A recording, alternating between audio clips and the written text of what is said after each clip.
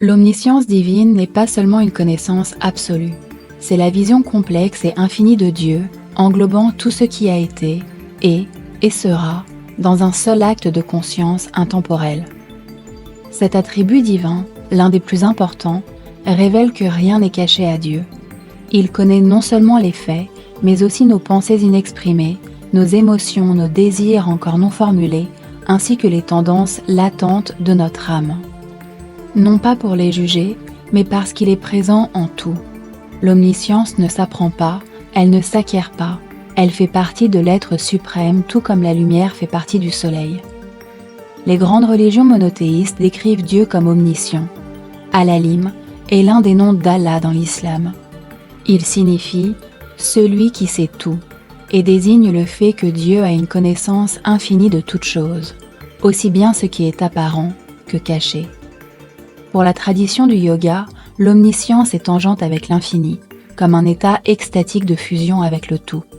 Grâce au samyama, qui représente l'identification parfaite entre le sujet, l'objet et le processus de connaissance, le yogi dépasse les limites de la connaissance discursive, obtenue par raisonnement et argumentation plutôt que par intuition ou expérience directe. Dans un état de conscience élargi, la connaissance suprême n'est pas pensée, mais expérimentée.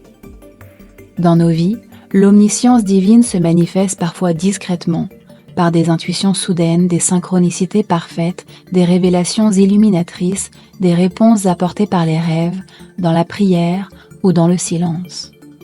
C'est la manière dont Dieu nous montre qu'il sait, qu'il voit et qu'il nous guide. Les grands visionnaires, génies et mystiques ont tous atteint cette résonance avec la connaissance éternelle. En fait, tout véritable saut de conscience, tout progrès majeur dans la connaissance est rendu possible par l'attribut divin de l'omniscience.